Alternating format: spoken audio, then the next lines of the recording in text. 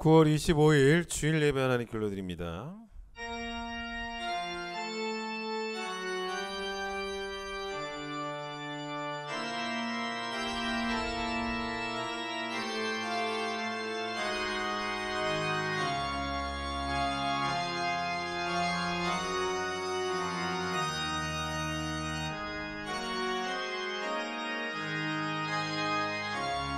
온 땅에 여호와께 즐거운 찬송을 부를지어다. 기쁨으로 여호와를 섬기며 노래하면서 그의 앞에 나아갈지어다.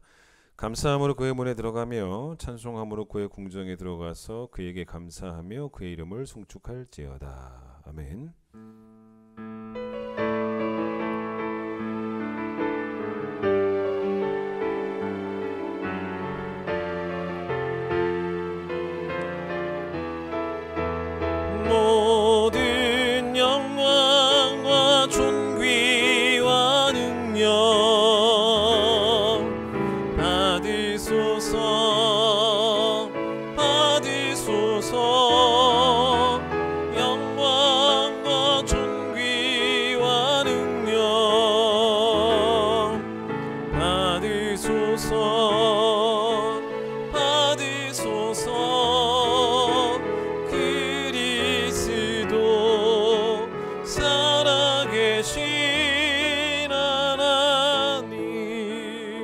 우리의 죄를 고백합니다.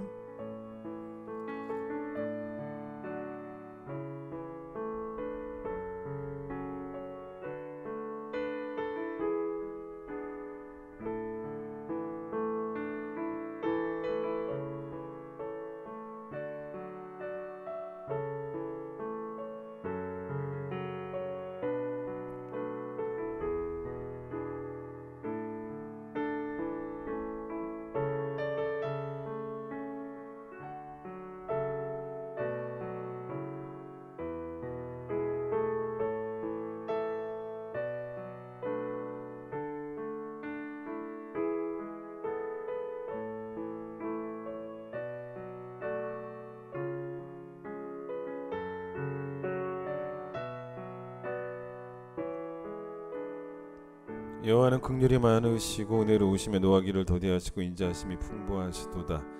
우리의 죄를 따라 우리를 처벌하지는 아니하시며 우리의 죄악을 따라 우리에게 그대로 갚지는 아니하셨으니 동이서에서 먼 것 같이 우리의 죄가를 우리에게서 멀리 옮기셨느니라. 아멘. 신앙 고백합니다. 나는 전능하신 아버지 하나님 천지의 창조주를 믿습니다. 나는 그의 유일하신 아들 우리 주 예수 그리스도를 믿습니다. 그는 성령으로 잉태되어 동정녀 마리아에게서 나시고 본디오 빌라도에게 고난을 받아 십자가에 못 박혀 죽으시고 장사된 지 사흘 만에 죽은 자 가운데서 다시 살아나셨으며 하늘에 오르시어 전능하신 아버지 하나님 우편에 앉아 계시다가 거기로부터 살아있는 자와 죽은 자를 심판하러 오십니다. 나는 성령을 믿으며 거룩한 공교회와 성도의 교제와 죄를 용서받는 것과 몸의 부활과 영생을 믿습니다. 아멘. 259장입니다.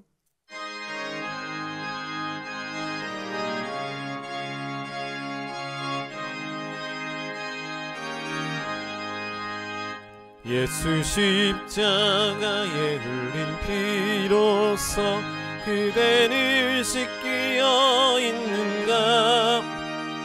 더운 죄 희게 하는 능력을 그대는 참을지 않은가. 예수의 보혈로 그대는 씻기어 있는가. 마음속에 여러가지 죄악이 깨끗이 씻기어 있는가. 주 예수와 밤낮으로 늘 함께 그대는 행복을 하는가. 아무 때나 어디서나 그대는 십자가 붙들고 있는가. 예수의 보혈로 그대는 씻기어 있는가. 마음속에 죄악이 깨끗이 씻기어 있는가. 주님 예수 다시 올 때 그대는 영접할 예복이 있는가. 그대 몸은 거룩한 곳 천국에 들어갈 준비가 됐는가. 예수의 보혈로 그대는 씻기어 있는가. 마음속에 여러가지 죄악이 깨끗이 씻기어 있는가. 모든 죄에 더러워진 예복을 주 앞에 지금 다 벗어서 샘물같이 솟아나는 보혈로 눈보다 더 이게 씻으라. 예수의 보혈로 그대는 씻기어 있는가. 마음속에 여러가지 죄악이 깨끗이 씻기어 있는가. 마태복음 7장 15절로 27절. 마태복음 7장 15절로 27절 말씀을 제가 읽도록 하겠습니다. 거짓 선지자들을 삼가라. 양의 옷을 입고 너희에게 나아오나 속에는 노략질하는 일이라. 그들의 열매로 그들을 알지니 가시나무에서 포도를 또는 엉겅퀴에서 무화과를 얻게 따겠느냐. 이와 같이 좋은 나무마다 아름다운 열매를 맺고 못된 나무가 나쁜 열매를 맺나니 좋은 나무가 나쁜 열매를 맺을 수 없고 못된 나무가 아름다운 열매를 맺을 수 없느니라. 아름다운 열매를 맺지 아니하는 나무마다 찍혀 불에 던져지느니라. 이러므로 그들의 열매로 그들을 알리라. 나더러 주여 주여 하는 자마다 다 천국에 들어갈 것이 아니요 다만 하늘에 계신 내 아버지의 뜻대로 행하는 자라에 들어가리라. 그날에 많은 사람이 나더러 이르되 주여 주여 우리가 주의 이름으로 선지자 노릇하며 주의 이름으로 귀신을 쫓아내며 주의 이름으로 많은 권능을 행하지 아니하였나이까 하리니 그때 내가 그들에게 밝히 말하되 내가 너희를 도무지 알지 못하니 불법을 행하는 자들아 내게서 떠나가라 하리라. 그러므로 누구든지 나의 이 말을 듣고 행하는 자는 그 집을 반석 위에 지은 지혜로운 사람 같으리니 비가 내리고 창수가 나고 바람이 불어 그 집에 부딪히되 무너지지 아니하나니 이는 주추를 반석 위에 놓은 까닭이요 나의 이 말을 듣고 행하지 아니하는 자는 그 집을 모래 위에 지은 어리석은 사람 같으리니 비가 내리고 창수가 나고 바람이 불어 그 집에 부딪힘에 무너져 그 무너짐이 심하니라. 오늘은 곽창룡 집사님 기도십니다. 기도드리겠습니다. 은혜와 사랑이 풍성한 하나님 아버지 감사합니다. 십자가 보혈의 피로 죄에 속해 있는 저희를 구원하사 천국 소망 품고 살게 하여 주셔서 감사합니다.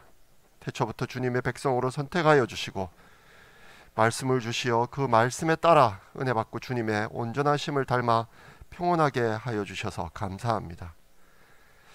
부족한 인간이기에 주님의 말씀대로 살지 않고 그 뜻에 어긋난 길로 가는 모습을 보게 됩니다. 죄에 빠져 그 죄를 알고도 모른 척 주님의 눈길을 피하며 사는 저희들을 회개케 하여 주시옵소서. 지난 5일간 3년 만에 특별 새벽 집회를 통해 은혜 주심을 감사합니다.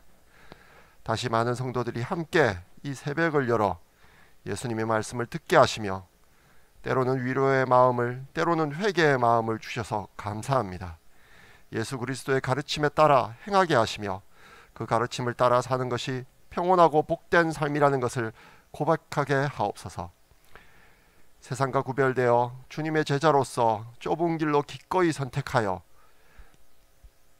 그 길로 가는 성도 되게 하시며 세상의 정욕을 버리고 구속함의 은혜 속에 자족하며 살아가게 하옵소서. 세상에서 성공의 기준으로 삼는 재물로부터 자유롭게 하시며 재물이 넘치는 자, 재물이 없는 자, 재물에 의해서 힘든 자 모두 주님 앞에 목마른 자 되게 하시어 오직 주님의 의와 영광만을 바라보며 살게 하옵소서. 어려운 자를 위하여 구제하게 하시며 주님의 것을 다시 주님께 돌려드리게 하시며 주님의 의를 위하여 제물이 사용되게 하시어 모든 성도들이 풍성한 은혜로 복되고 평온한 삶을 살게 하옵소서. 병마로 고통받는 성도들을 위해 기도합니다. 아무런 예고 없이 급작스럽게 큰 병이 생겨 세상에 그 어떤 것도 의지할 수 없는 깊은 슬픔에 빠진 병자와 그 가족을 위해 기도합니다. 저희들의 이 모든 것을 아시는 주님, 저희에게 닥친 고난에 눈물로 기도합니다. 주님 치유의 손길로 상처와 고통으로부터 빨리 낫게 하시어 친히 찾아오셔서 위로하게 하시며 중보의 기도로 성도 간에 위로하게 하옵시옵소서. 완치되어서 받은 놀라운 은혜를 고백하게 하시며 다시 건강한 모습으로 교회로 와서 예배드리는 기쁨을 주시옵소서. 교회의 어르신들을 위해 기도합니다. 큰 기쁜 교회의 믿음의 반석으로 항상 기도하고 모범된 성도의 모습을 보여주셔서 감사합니다. 예배드릴 수 있는 건강한 육체 허락하시고 맑은 영혼 주셔서 항상 말씀에 은혜 받고 선한 행함과 진실한 삶의 모습을 통해서 믿음의 통로로 가문 대대를 이어가게 하옵소서. 교회의 전도사님들을 위해 기도합니다. 많은 젊은 세대 사람들이 교회에서 떠나가고 세상의 지식과 물질의 우상화가 넘쳐날 때에 주님을 전하고자 부르심을 받아 그 말씀을 공부하고 아이들을 가르치고 있습니다. 무엇보다 전도사님들이 그 배우는 말씀에 확신이 넘치게 하시며 말씀을 전하는 열정이 넘치게 하옵소서. 큰 사랑 주셔서 세상의 정욕을 이겨내고 주님의 사랑만이 세상을 치유할 수 있다는 확신이 전도사님들에게 떠나지 않게 하옵소서. 그 누구도 가나안 땅을 정복하지 못한다 한 것을 믿음의 확신으로 싸워 승리한 요소와 같은 믿음을 전도사님들에게 부어 주시옵소서. 한 분 한 분 좋은 목회자로 자라게 하시며 성도들의 축복과 주님의 사랑이 항상 넘치는 전도사님들 되게 하옵소서. 목사님을 위해 기도합니다. 10년 동안 성실히 바른 말씀을 가르치게 하시며 평온한 교회가 되게 성도들을 이끌어 주심을 감사합니다. 건강한 육체 허락하심 또한 감사합니다. 성도들이 항상 말씀 앞에 서서 행하도록 오직 진리의 말씀만을 전하는 목사님 되게 하여 주시고 성도들과 같이 슬퍼하고 기쁨을 나누는 목회자로 익어가게 하옵소서. 자신을 낮추어 성도들이 따르게 하시며 성실하게 행함으로 성도들의 본이 되게 하옵소서. 어린 자 나이 든 자 모두 존경하는 목회자가 되게 하시며 받은 주님의 사랑을 잘 전하는 목회자 되게 하옵소서. 그리고 곧 대신방이 시작됩니다. 긴 대신방 기간 동안 건강 지켜주시고 성도 각 가정마다 축복의 말씀을 통해 은혜 받는 대신방 되게 하옵소서. 이제 말씀을 듣는 시간입니다. 오직 말씀이 예배에 오직 말씀이 바로 서는 예배의 시간 되게 하옵시며 찬양대 찬양과 예배를 준비하는 모든 손길을 통해 오직 주님만 영광 받아 주시옵소서. 이 모든 말씀 십자가 보혈의 주 예수 그리스도 이름으로 기도합니다. 아멘.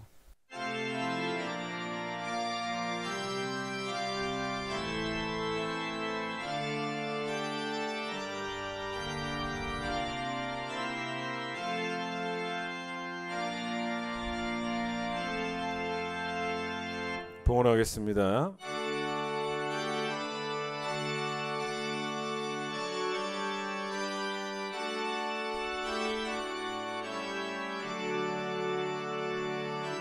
내게 있는 모든 것을 아낌없이 드리네. 사랑하고 의지하며 주만 따라 살리라. 주께 드리네. 주께 드리네. 사랑하는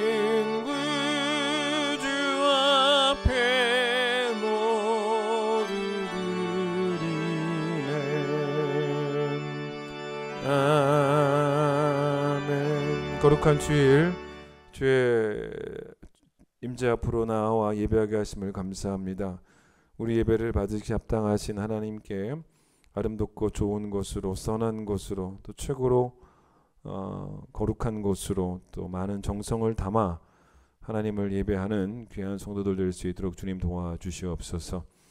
온라인을 드리는 예배지만 듣는 자의 마음을 주께서 옥토와 같이 좋은 밭이 되게 하여 주셔서 말씀이 심겨지게 하시고 뿌리 내리고 또 꽃피고 열매 맺는 귀한 성도들 되어 줄 수 있도록 축복하여 주시기를 소망합니다. 지난 한 주 동안 허락하신 귀한 특세를 통하여 주신 말씀, 천국 백성의 행동 강령입니다. 오늘을 살아가는데 우리에게 기준이 되게 하여 주시고, 먼저 그의 나라와 그의 의를 구하는 삶을 살아가는 귀한 백성들 되게 하여 주시옵소서. 귀한 예물 드립니다. 온라인으로 하나님께 10의 1 구분했습니다. 받아주시고, 또 이웃을 위한 헌금도 주께서 받아주시며 주정 헌금도 받아주시고, 모든 감사의 예물들, 건축을 위한 예물 일선 먼저 하나님께서 받아주시기를 소망합니다. 예수님의 이름으로 기도드립니다. 아멘. 10월 4일 화요일이거든요. 10월 4일부터 3년 만에 대신방이 시작이 되어집니다. 신방받는 가정도 기도로 잘 준비하시기를 바랍니다. 박민자 성도께서 지난 주일에 소천하셔서 장례 잘 끝마쳤습니다. 딸 되신 우리 김정희 집사님이랑 만나 뵈면 하나님의 위로를 전해 주시기를 바랍니다. 지난 금요일까지 특세를 아주 잘 끝마쳤습니다. 3년 만에 다시 이제 현장에서 하는 특세여서 또 많이들 못 나오시면 어떡할까라고 생각했는데 많이들 나오셔서 산상수훈의 말씀을 가지고 함께 은혜를 나눴고요. 산상수훈의 말씀은 이제 오늘을 마지막으로 한 번 더 설교하고 설교를 마치도록 하겠습니다. 뭐 특별하게 코로나가 더 심각해지지 않는다면 앞으로는 계속 온라인 아닌 현장에서만 특세를 하도록 하겠습니다. 함께 찬양하겠습니다. 새 찬양입니다. 함께 한번 앞으로 보시면서 함께 따라 불러보세요.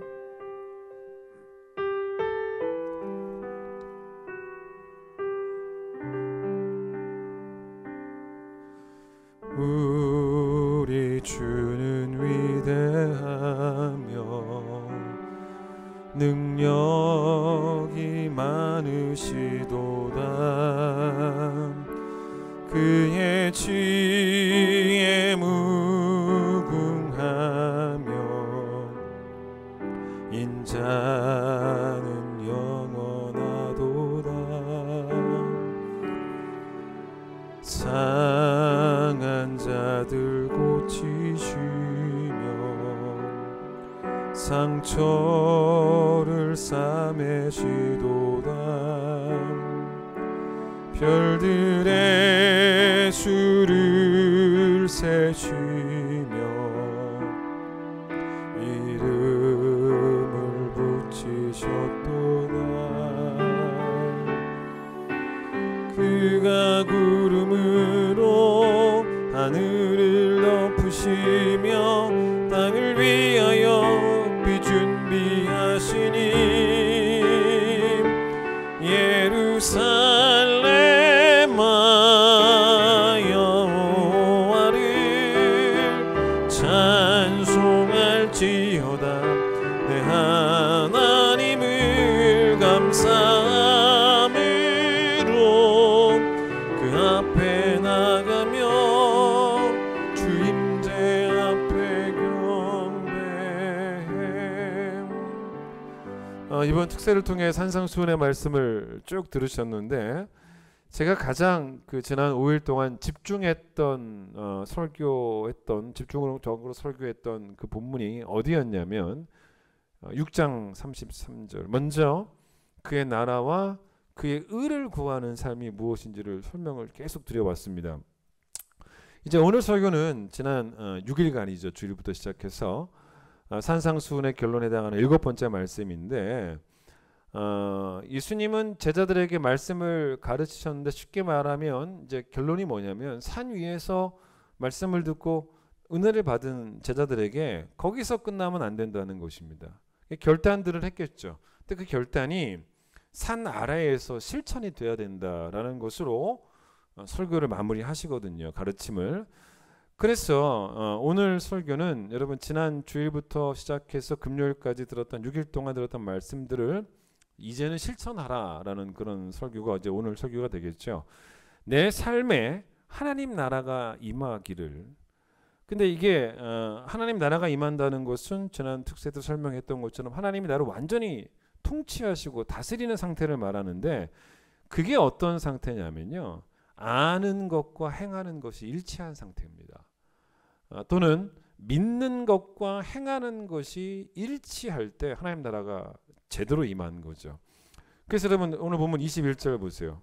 예수께서도 강조하신 게 뭐냐면 주여 주여 하는 자만 되면 안 된다는 거죠. 내 아버지의 뜻대로 행하는 자라고 말씀을 하시고, 야고보서에서는 이걸 뭐라고 말하냐면 행함이 없는 믿음은 죽었다, 이제 그렇게 말하죠. 디도서 1장 16절의 표현도 기억할 필요가 있어요. 거긴 뭐라 그러냐면 시인하지만 부인한다는 거예요. 이상하죠? 제 표현 들어보세요. 시인하지만 부인한다. 앞뒤가 안 맞죠? 모순입니다. 모순. 근데 이런 사람들이 너무 많다는 겁니다. 그게 뭐냐면 디도서 1장 16절 표현이 뭐냐면 하나님을 입으로는 시인하는데 행위로는 부인한다는 거예요. 그러니까 이게 뭡니까? 존재의 모순이죠. 이 모순, 이 존재의 모순을 그냥 참고 있는 사람들이 많이 있다는 거죠. 그러니까 이제 말을 들어보면 하나님 있는 사람이에요. 근데 행동 보면 하나님 없는 사람입니다. 그러니까 이런 존재의 모순, 이런 어떤 존재의 괴리죠, 괴리. 이런 괴리가 해결되기 전까지는, 그 틈이 메꿔지기 전까지는 내 삶에 하나님 나라가 제대로 임할 수가 없다는 겁니다. 자, 세상 사람들은 어떻습니까? 알지도 못하고 또 믿지도 않습니다. 그래서 행하지도 않습니다. 그러니 뭐 죄인들이고 지옥에 갈 수밖에 없는 거죠. 그런데 이 설교는 천국 백성, 예수 믿고 구원받은 사람들에게 주신 말씀이기 때문에 누구한테 주셨습니까? 알고 있는 자들, 또 믿고 있는 자들입니다. 그러나 이 말씀은 또한 성도라면 어떤 거냐면 세상 사람들과는 달라야 된다라는 것인데, 그럼 우리는 뭐라고 주장합니까? 맞습니다. 우리는 저들과 다릅니다. 우린 저들이 알지 못하는 걸 알고 있고요, 저들이 믿지 못하는 것을 믿습니다 라고 주장하시지 않겠습니까? 그때 예수님께서 뭐라고 말씀하시는 것이냐면, 질문하시는 것이냐면, 그럼 행동도 다르냐를 물어보시는 거예요.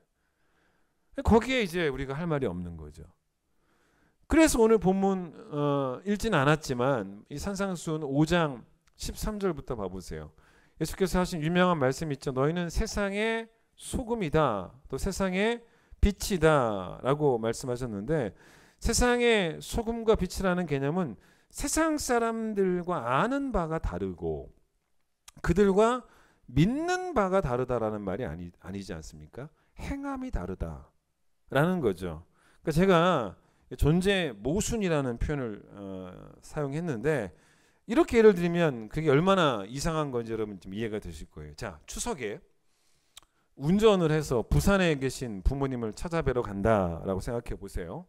나는 부산으로 가는 길을 알고 있어요. 이 길로 쭉 가면 부산에 도착하는 걸 나는 믿고 있습니다. 근데 운전을 내가 지금 어디로 하고 있냐면 광주로 가고 있다는 거예요. 이게 말이 돼요? 근데 이게 바로 존재의 모순이에요. 그러면 세상 사람들은 어떤 사람들이냐? 부산으로 가야 하는데 광주로 가는 길이 부산으로 가는 길인 줄 믿고 알고 그리로 가는 사람들이 세상 사람들이라면, 그럼 우리는 뭐냐? 부산으로 가는 길을 안다는 거예요. 믿는다는 거예요. 근데 광주로 간다는 거예요. 너무 이상하잖아요, 사실은. 그걸 말씀하시는 거예요. 자, 마태복음 21장을 한번 펴보세요. 마태복음 21장에 예수님께서 어떤 비유를 하시냐면 두 아들 비유가 나옵니다. 다 설명할 수는 없고, 어떤 사람에게 두 아들이 있는데 여러분 28절부터 나옵니다. 맏아들한테 뭐라 그랬는데 보세요. 그러나 너희 생각에는 어떠하냐? 어떤 사람에게 두 아들이 있는데 맏아들에게 가서 오늘 포도원에 가서 일하라 라고 했다는 것입니다.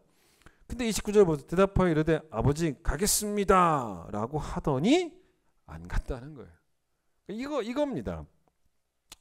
그런데 이제 이 사람 첫째 아들은 아주 우렁찬 목소리로 네 아버지 가겠습니다. 결과는 안 갔다. 말만 그렇게 하고 안 갔다는 거죠. 둘째 아들 볼까요? 30절. 둘째 아들에게 가서 또 그와 같이 말하니 대답하여 이르되 아버지 싫습니다. 안 가요.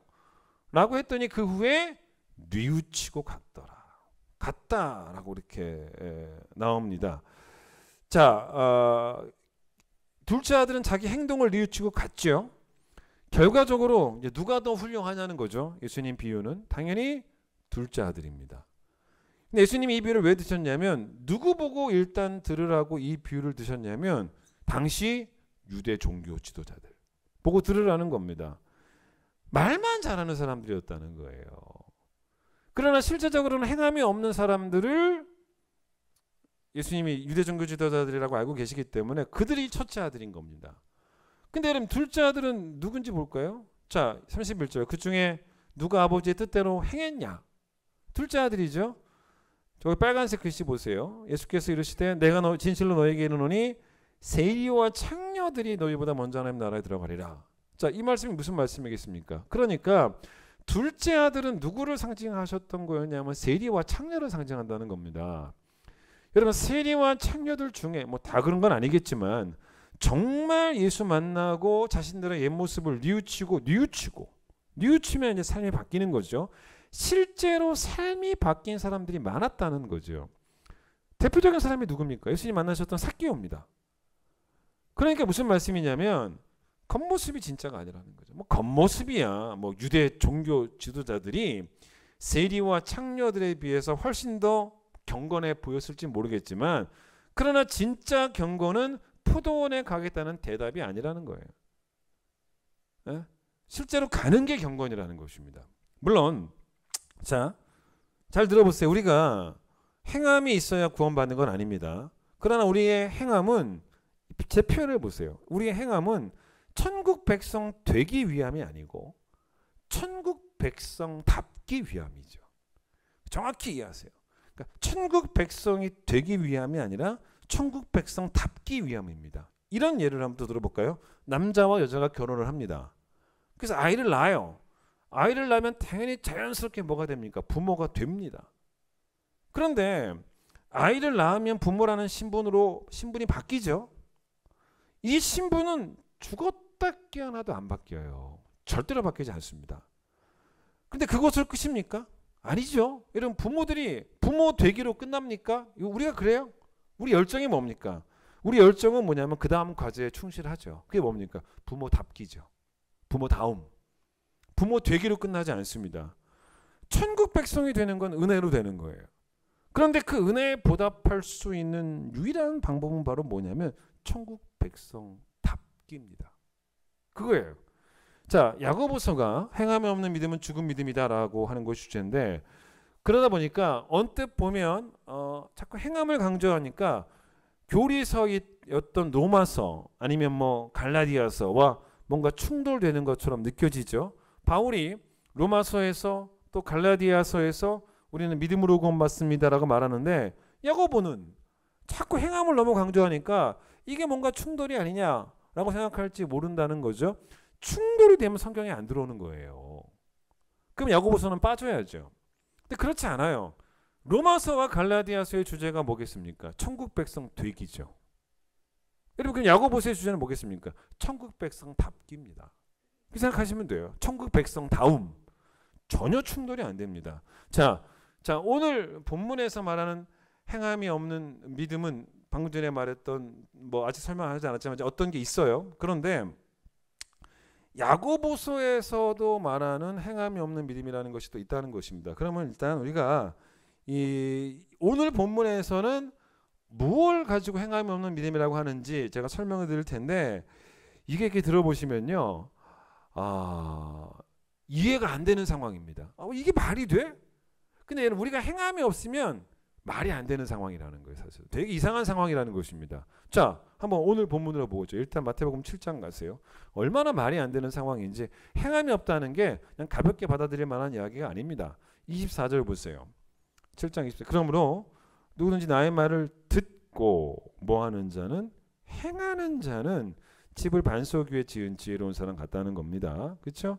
그래서 말씀을 들으면 듣기로 끝나는 게 아니라 행함으로 들음을 실천하는 사람이 반석 위에 집을 지은 사람인데, 근데 26절 보세요. 그런데 나의 이 말을 듣고 뭐하지 않는 사람은, 행하지 않는 사람은 모래 위에 집을 지은 사람이라는 것입니다. 아니, 누가 모래 위에 집을 지어요?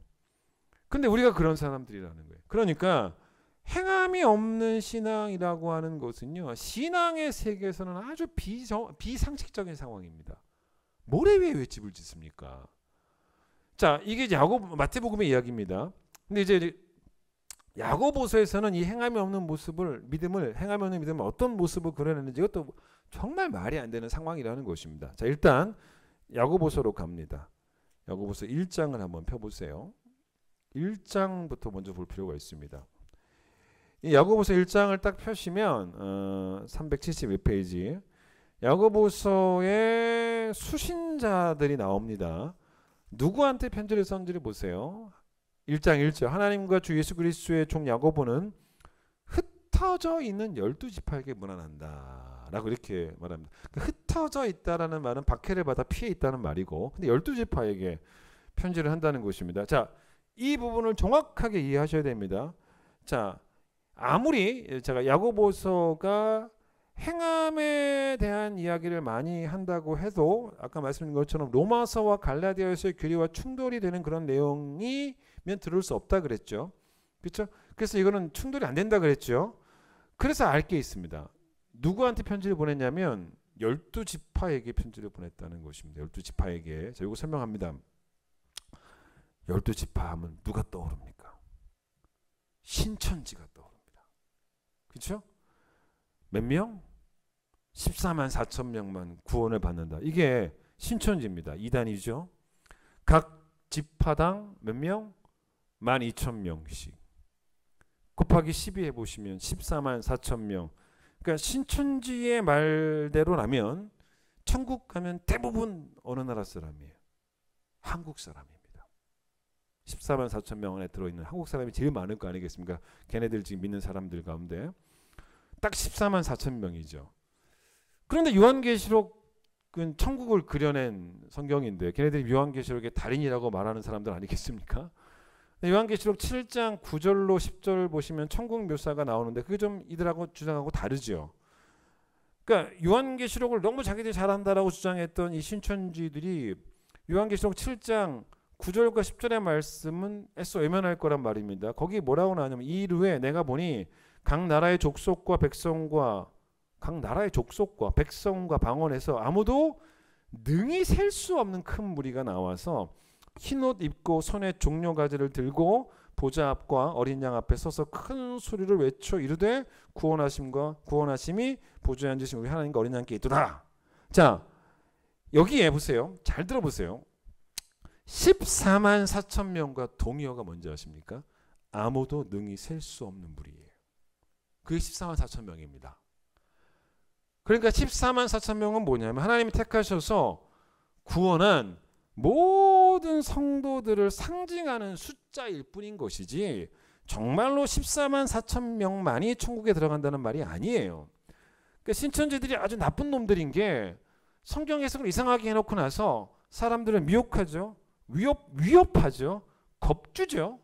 빨리 14만 4천 명 안에 들어라. 그렇게 가르치면서 돈 뜯어내지 않습니까? 천국이 무슨 선착순도 아니고 말입니다. 근데 원래 여러분 잘 보세요. 이게 제가 설명을 드릴게요. 지금 이 본문에서도 야고보가 흩어진 12지파에게 편지를 보낸다고 했습니다. 12지파는 뭡니까? 이스라엘을 상징하는 겁니다. 그렇죠? 아브라함부터 시작을 해서 아브라함과 이삭과 그의 아들 야곱이 12아들, 그게 12지파가 됐죠. 그런데 지금 이 야고보서가 12지파에 속한 유대인들에게만 보낸 편지가 아니에요. 이스라엘 사람들에게 보낸 편지가 아닙니다. 믿는 성도들, 이방인 가운데도 예수 믿은 사람들, 교회를 이룬, 그래서 교회가 된 모든 성도들에게 보낸 편지이기 때문에. 그런데 왜 12지파라고 했느냐? 이게 사실 맞는 거예요. 왜 12지파라고 했냐면, 자, 누가 아브라함의 후손인가의 이 정의를 아시면 됩니다. 구약에 나오는 아브라함을 잠깐 생각해 보면요, 아브라함은 구약에서 어떻게 창세기에서 묘사되냐면 행함으로 의롭다함 받은 사람이 아니고요. 믿음으로 의롭다함 받은 사람입니다. 바울이 쓴 교리서, 로마서, 갈라디아서에서 바울이 행함이 아니라 믿음으로 구원받는다를 설명하기 위해서 적극적으로 인용한 사람이 바로 누구냐면 아브라함이에요. 아브라함은 행함을 대표하는 게 아니고 믿음, 이신칭의, 믿음으로 의롭다함 받는 것. 그리고 아브라함이 믿음으로 구원받았다, 의롭다함 받았다라고 하는 것은 바울이 교리를 만들어내려고 억지로 어떻게 아브라함을 끌어들이고 조작한 게 아니고 구약 성경에 그렇게 쓰여 있다는 거예요. 좀 이따 확인할 거예요. 그래서 바울이 로마서에서 중요한 말을 하거든요. 로마서에서 자, 누가 잘 들어보세요. 누가 아브라함의 후손이냐? 절대로 혈통적 후손이 아니라는 것입니다. 유대인이 아니라 상관없다는 거예요. 혈통 중요한 게 아니고 로마서의 표현입니다. 로마서 4장에 나오는 표현인데 4장 12절에 아브라함의 믿음의 자취를 따르는 사람들을 아브라함의 자손이라고 말을 합니다. 그게 12지파예요. 아셨죠? 로마서 4장 16절에서는 뭐라 그러냐면 아브라함의 믿음에 속한 자들, 그 사람들이 12지파인 거예요. 자, 갈라디아서를 이제 펴보겠습니다. 갈라디아서를 갔다가 다시 야고보서로 오겠습니다. 갈라디아서 3장으로 이제 확인해. 로마서로 확인할 수도 있지만 이제 오늘은 갈라디아서로 한번 확인해 보겠습니다. 갈라디아서 3장 305페이지 한번 잘 보세요. 이걸 아셔야 돼요. 3장 6절 보시죠. 아브라함이 하나님을 뭐하매? 믿음에죠. 믿음에 그것을 그에게 의로 정하셨다는 것 같으니라. 이게 주가 달려있죠. 요 말씀이 어디 나오냐면 구약에 나온다는 거죠. 어디에? 창세기 15장 6절에 나옵니다. 그걸 그대로 갖고 온 거예요. 따라서 7절 보세요. 믿음으로 말미암는 사람은 모두 다예요. 그렇죠? 믿음으로 말미암은 자들이라면 모두 다 아브라함의 자손 12지파라는 거예요. 그 얘기입니다. 그렇죠? 그래서 12지파란 말이 나올 수밖에 없는 거예요. 따라서 당연히 뭐 혈통, 뭐 행위, 특별히 할례 이런 것 전혀 상관없습니다. 구원받은 자, 교회로 들어온 자 이런 사람들이 바로 12지파죠. 그런데 바울이 8절을 보세요. 여기서 아주 위대한 표현은 놀라운 표현을 하나 씁니다. 그게 바로 뭐냐면 8절 중간에 나오는 복음이라고 하는 단어예요. 이게 놀라운 겁니다. 왜냐하면 원래 복음이라는 단어는 구약에 안 나와요. 신약에 나와 비로소 복음이라는 단어가 나옵니다. 여러분 복음이 뭡니까? 행함으로 구원받는 게 아니라 혈통으로 구원받는 게 아니라 할례로 구원받는 게 아니라 믿음으로 구원받는 게 복음입니다. 그런데 하나님이 창세기 12장의 이야기가 8절입니다. 창세기 12장에서 아브라함을 부르실 때 하셨던 말씀을 한번 기억해 보라고 지금 바울이 말하는 거예요. 창세기 12장 2절 유명하죠. 내가 너로 큰 민족을 이루고 너에게 복을 주어 너의 이름을 창대케 하리라. 너가 복이 될 것이다. 그 다음 특히 바울이 3절을 주목하라는 거예요. 3절. 3절에 하나님이 아브라함에게 뭐라고 말씀하셨냐면 너를 축복하는 자에게 내가 복을 내리고 너를 저주하는 자에게 내가 저주하는데 유대인들이 너로 말미암아 복을 얻을 것이다 라고 말씀하지 않으셨다는 거예요. 뭐라고 말씀하셨습니까? 땅의 모든 족속이 너로 말미암아 복을 얻을 것이다. 그러면 여러분 땅의 모든 족속이 누굴까요? 로마서 4장의 표현대로 한다면 아브라함의 믿음의 자취를 따르는 자, 아브라함의 믿음에 속한 자, 7절 믿음으로 말미암은 자, 그 모든 사람들이 전부 다 포함되는 게 바로 땅의 모든 족속이에요. 그러니까 여러분 하나님이 아브라함에게 주셨던 창세기 12장 3절의 말씀은 율법을 주신 게 아닙니다. 뭘 주신 거예요? 이미 그 시대부터 복음을 주셨다는 거예요. 복음을. 8절 또 하나님이 보세요. 이방을 믿음으로 말미암아 의로 정하실 것을 성경에 미리 알고 먼저 아브라함에게 뭘 전하되? 복음을 전하되. 복음이라는 단어를 쓴 거예요. 모든 이방인이 너로 말미암아 믿음으로 복을 받게 될 것이다. 믿음으로 거룩함을 의롭다함을 받게 될 것이다. 그렇게 된 거죠. 여러분 그래서 이제 갈라디아서 6장으로 갑니다. 6장 끝에 16절 보세요. 16절. 무릇 이 규례를 행하는 자에게와 자 뭐라 그래요? 하나님의 이스라엘에게. 하나님의 이스라엘이라는 표현을 바울이 씁니다. 무슨 말입니까? 하나님의 혈통적 이스라엘을 말하는 게 아니고 영적 이스라엘. 그러니까 여러분 하나님의 이스라엘을 다른 말로 바꿔볼까요? 하나님의 12지파가 되는 거예요. 아셨죠? 그러면 야고보스의 수신자가 12지파 이제 누군지 아시겠죠? 그러니 다 이렇게 설교를 들으시고 그럼 나는 무슨 지파지? 12지파 가운데 또 귀가 솔깃한 그런 분들이 있으면 큰일 납니다. 그러다가 신천지에 빠지는 거예요. 내가 무슨 지파냐 이런 질문을 하는 거 아니에요. 그냥 구원받은 사람들을 12지파라고 하는 거지. 내가 지금 그 무슨 지파지? 신천지 가시려면 그러세요. 말도 안 되는 소리고요. 자 어쨌든 보세요. 야고보서는 구원받은 자들에게 보낸 편지이기 때문에 따라서 전체 주제는 당연히 행함으로 구원받는 게 아닙니다. 행함으로 구원받았다면 그 행함으로 구원받는 게 아니고 믿음으로 구원받았으니까 행함을 가지고 구원받은 믿음을 증명하라는 것입니다. 그러니까 이게 천국 백성 다움을 증명하라는 것이지 행함으로 구원받는단 말이 아니라는 것입니다. 자 그러면 이제 야고보서 2장으로 가봅니다. 제가 충분히 설명을 드렸죠. 자 근데 야고보서 2장에 야고보가 어떤 상황을 상상합니다. 18절 보세요. 야고보서 2장 18절. 저 어떤 사람이 말하기를 너는 믿음이 있고 나는 행함이 있으니 행함이 없는 너의 믿음을 내게 보기라. 나는 행함으로 나의 믿음을 너에게 보여주겠다. 뭐 이런 말이 대화를 가정한 거예요. 그러니까 믿음은 있는데 보세요. 행함이 없는 사람에게 즉 행함이 없는 믿음을 보여주고 있는 사람에게 나는 뭘 보여주겠다는 겁니까? 나는 행함이 있는 믿음을 보여주겠다는 거예요. 그렇죠? 즉 이 말은 뭐냐면 행함이 믿음을 대신한다는 말이 아니고 행함으로 구원받는 믿음을 증명해 보겠다. 이런 말을 하고 있는 거예요. 그렇죠? 더 쉽게 생각해 보겠습니다. 자, 오늘 본문에도 열매가 나왔으니까 나무를 한번 예로 든다면 이런 거예요. 믿음은 뿌리예요. 뿌리. 그러면 행함은 뭡니까? 열매죠. 여러분 행함이 없어도 나무는 나무예요. 왜? 뿌리가 있고 뭐 잎사귀도 있고 하니까 나무죠. 단 열매가 없는 나무일 뿐이라는 것입니다. 여기서 이제 야고보서가 아주 충격적인 이야기를 하기 시작합니다. 자, 행함이 없는 믿음이 얼마나 이상한 상태인지를 설명을 해요. 마태복음 7장 오늘 본문에서는 모래 위에 세워진 집이니까 너무 이상하지 않습니까? 근데 야고보서는 이제 뭐라고 말하냐면 자, 행함이 없는 믿음은 신앙의 수준이 마귀의 신앙 수준이라는 거예요.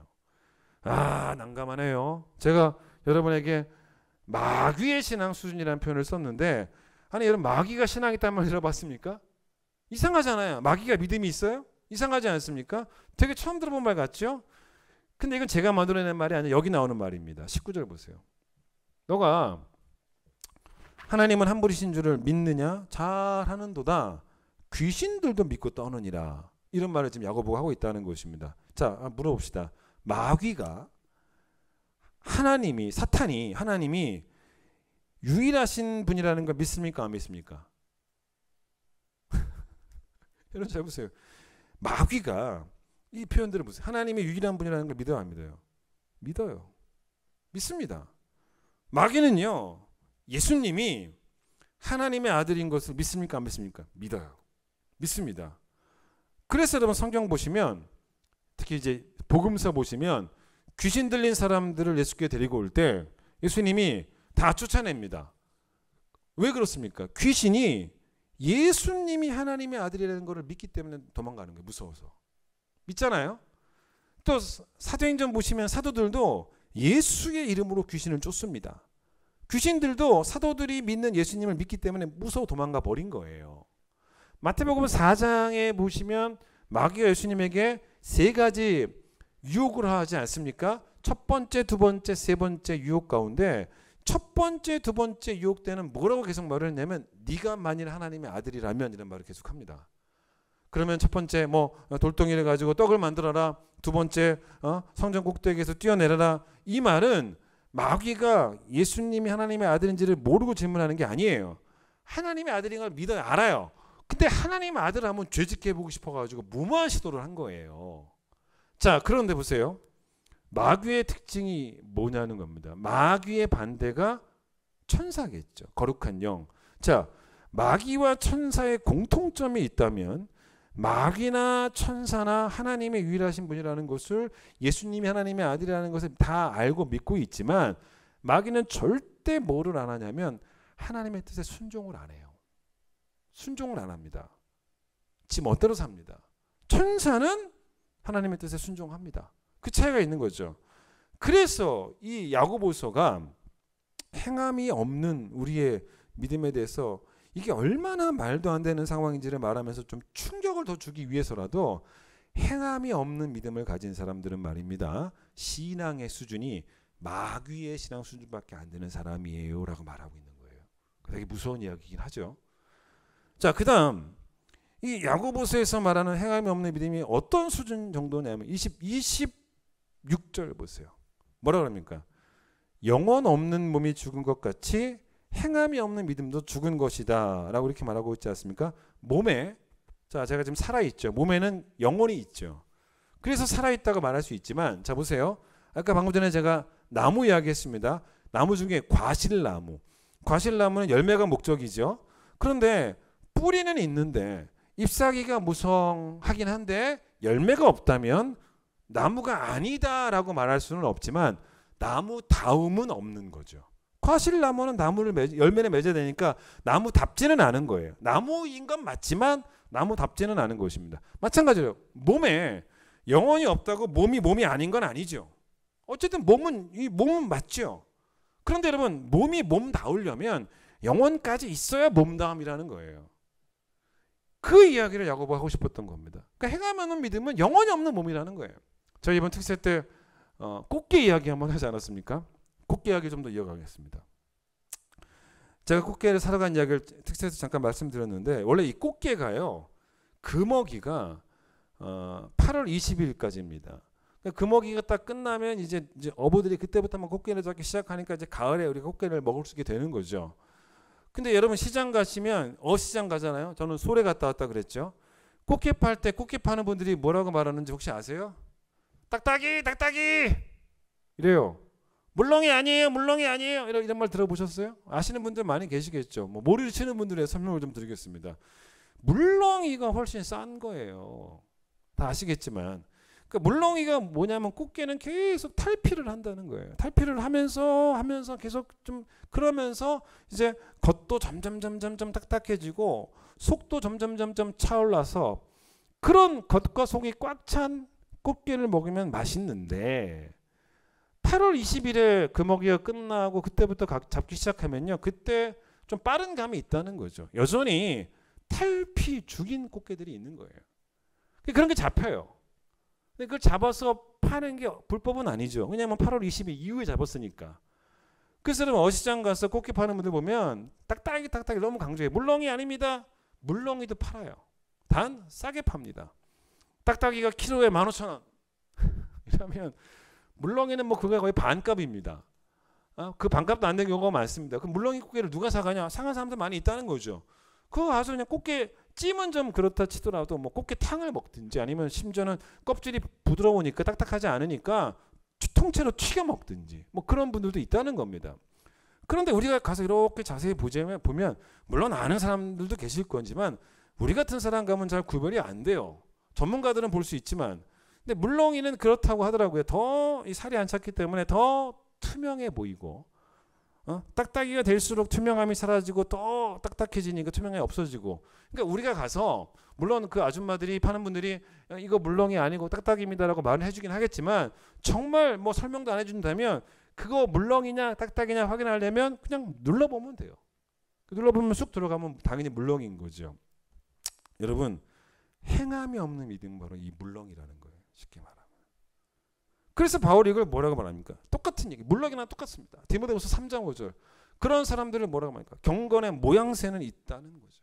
근데 경건의 내용이 없으니 경건의 능력이 없는. 그게 바로 뭔지 아십니까? 영혼 없는 몸이에요. 그러니까 이게 얼마나 웃긴 이야기라는 겁니까? 야고보서 1장으로 갑니다. 자, 또 예수님이 듣고 행하지 않는 자들은 어떤 수준의 사람인지를 설명합니다. 이게 야고보 사도가 예수님은 뭐라 그랬습니까? 듣고 행하지 않은 자는 모래 위에 지은 집을 지었다라고 말합니다. 야고보서 22절 보세요. 너희는 말씀을 행하는 자가 되고 듣기만 하고 행하지 않아서 자신을 뭐하는 자가 되지 말아라. 속이는 자가 되지 말아라 라는 이런 이제 말씀을 야고보서가 하고 있습니다. 자, 여러분 이게 뭡니까? 행함이 없는 자는 자기를 속이는 자다 라고 말을 하고 있는 거죠. 자, 이게 무슨 말이냐면 말씀을 듣는 것에 너무 많은 의미를 두지 말라는 거예요. 자, 지난 주일에 이찬수 목사님 설교에 관한 이야기를 했죠. 정말 설교 잘하시는 분입니다. 저보다 훨씬 잘하시고요. 그리고 뭐 제가 또 여러분과 저가 정확히 뭐 알 수는 없겠지만 그래도 우리가 봤을 때는 본인이 선포한 그 말씀대로 살려고 애쓰시는 정말 좋은 교회, 좋은 목사님 맞아요. 그런 분입니다. 우리가 봤을 땐 적어도 그렇죠. 그런 분이 한국교회에 계신다는 게 정말 다행이고 감사한 일입니다. 그런데 그런 교회 성도들에게 되게 위험한 요소가 있다는 겁니다. 그게 뭐냐면 물론 그런 교회 성도들 가운데도 말씀에 대한 실천력이 뛰어난 분들도 있겠지만 그러나 또 많은 성도들 가운데 한국에서 최고의 설교를 듣고 있다는 이유만으로 설교 시간에 가슴이 뜨거워지거든요.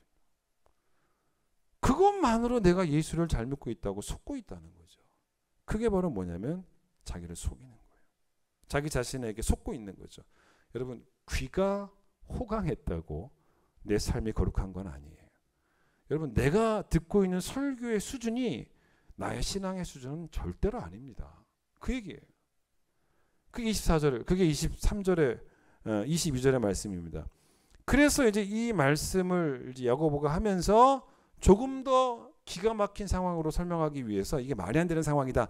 행함이 없는 게 얼마나 말이 안 되냐를 23절과 24절에서 설명하는 거예요. 들어보세요. 누구든지 말씀을 듣고 행하지 아니하면 그는 거울로 자기의 생긴 얼굴을 보는 사람과 같아서 제 자신을 보고 가서 그 모습이 어땠는지를 곧 잊어버리거니와. 자, 이게 뭔지를 잘 보세요. 24절 보세요. 거울을 보죠. 거울을 비유로 듭니다. 근데 24절에 잘 보세요. 제 자신을 보고 그 다음 뭐라 그럽니까? 가서죠. 이게 문제라는 거예요. 이게 문제인 거예요. 자, 가서라는 말이 뭡니까? 거울 앞을 떠났다는 거예요. 여기 아주 중요한 단어가 빠진 거예요. 뭐가 빠졌습니까? 거울로 제 자신을 보고 가면 안 돼요. 어떻게 해야 돼요? 고쳐서 가야죠. 고쳐서 가야 되는 거예요.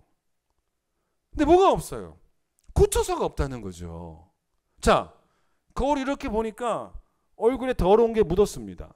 그럼 어떻게 해야 돼요? 고쳐야죠. 지워야죠. 근데 여러분 안 지우고 거울 앞을 떠났다는 거예요. 이건 상식이 아니에요. 되게 비상식적인 이야기입니다. 그리고는 어떻게 됩니까? 하루 종일 지내면서 자기의 얼굴에 더러운 게 묻었다라는 걸 완전히 잊습니다. 이 얘기예요. 다 잊어버려요.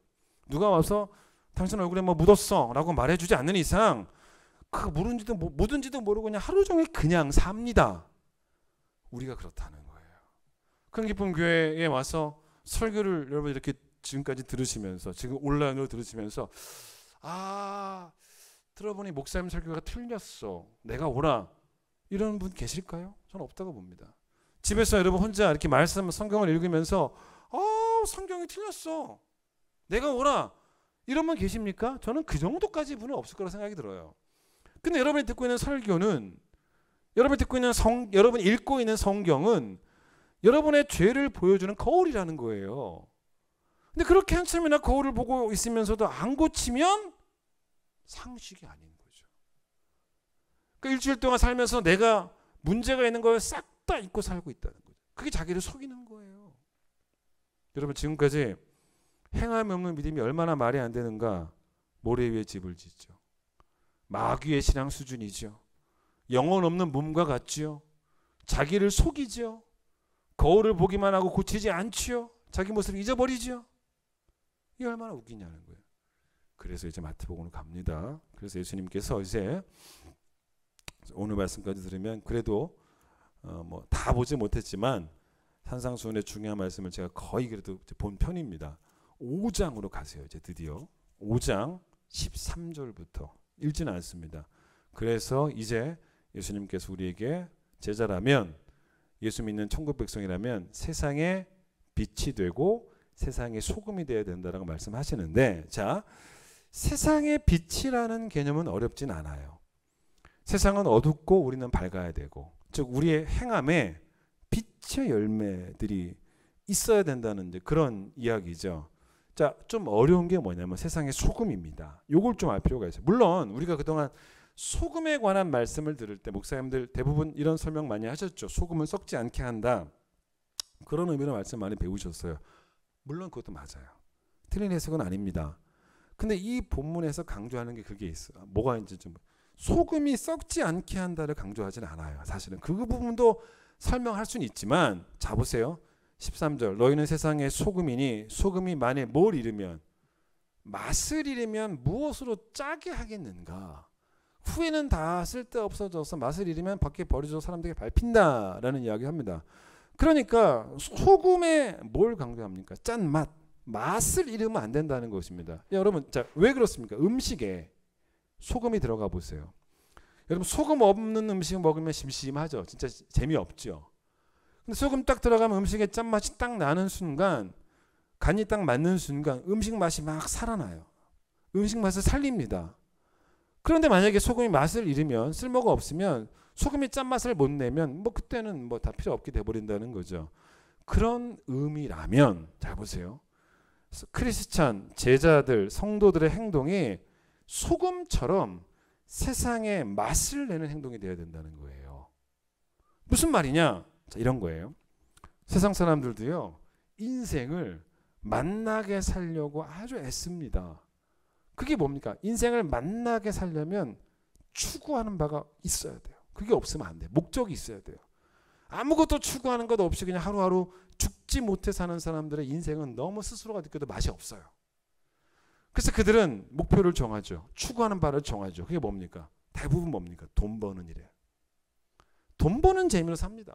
돈 벌고 재미 쌓고 너무너무 즐거운 거죠. 그것으로 살 맛을 찾아요. 아니, 어떤 사람은 세상 명예를 추구합니다. 그게 목표예요. 그래서 뭐 정치인이 되려고 하고 뭐 그렇게 해서 그것으로 살 맛을 찾기도 한다는 겁니다. 세상 사람들은 그런 걸 추구해요. 그런데 잘 보세요. 이게 그냥 나오는 얘기가 아닙니다. 모든 주제가 전부 다 어디로 연결될 수 있냐면 마태복음 6장 33절. 그런즉 먼저 너희는 뭘 구해라? 그의 나라와 그의 의를 추구하라. 계속 제가 이번에 특세 때 이거 얘기했어요. 마지막 날까지. 여러분, 그러면 우리는 무엇을 추구해야 되냐는 겁니다. 우리는 달라야 한다는 겁니다. 세상은 그런 걸 추구하지만 우리는 하나님 나라와 그의 의를 구해야 한다는 것입니다. 이게 나의 인생을 만나게 하지 않습니까? 그렇죠? 여러분, 그 만나는 인생으로 세상 사람들을 초대해야 된다는 거예요. 그런데 우리조차도 세상 사람들과 다를 바가 없는 것을 구하면 그게 바로 뭔지 아십니까? 맛 잃은 소금이 되는 거예요. 그래서 하나님 나라가 뭐겠습니까? 먼저 하나님이 내 속사람을 다스린다고 설명드렸죠, 특세 때. 그래서 하나님이 하나님의 의, 하나님이 요구하시는 의에 대해서 먼저 내 속사람이 아멘 하는 거예요. 기쁜 마음으로 통치를 받는 거죠. 그리고 내 입술로도 아멘 하는 겁니다. 통치를 받는 거예요.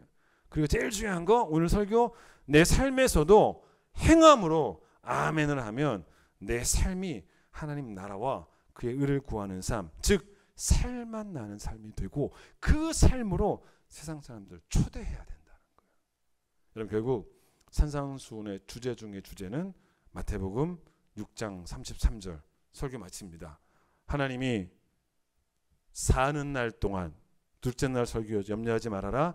사는 날 동안 내 생존을 책임지시고 죽어서는 영생을 책임지시니 우리가 사는 날 동안은 먼저 그의 나라와 그의 의를 구해라. 이게 저는 7일간 특세의 결론입니다. 하나님 앞에서 꼭 진짜가 되시기를 간절히 축원드리겠습니다. 찬양합니다.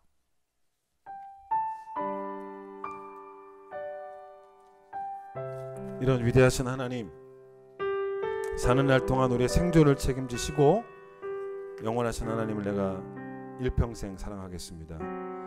우리 주는 위대하며 능력이 많으시도다. 그의 지혜 무궁하며 인자는 영원하도다. 상한 자들 고치시며 상처를 싸매시도다. 별들의 수를 세시며 이름을 붙이셨도다. 위대하신 하나님, 그가 구름으로 하늘을 덮으시며 땅을 위하여 비 준비하시니 예루살렘아 여호와를 찬송할지어다. 내 하나님을 감사함으로 그 앞에 나가며 주 임재 앞에 경배해 우리 삶을 책임지시는 하나님을 위하여 그 나라를 구하겠습니다. 우리 주는 위대하며 능력이 많으시도다. 그의 지혜 무궁하며 인자는 영원하도다. 상한 자들 고치시며 상처를 싸매시도다. 별들의 수를 세시며 이름을 붙이셨도다. 그가 구름으로 하늘을 덮으시며 땅을 위하여 비 준비하시니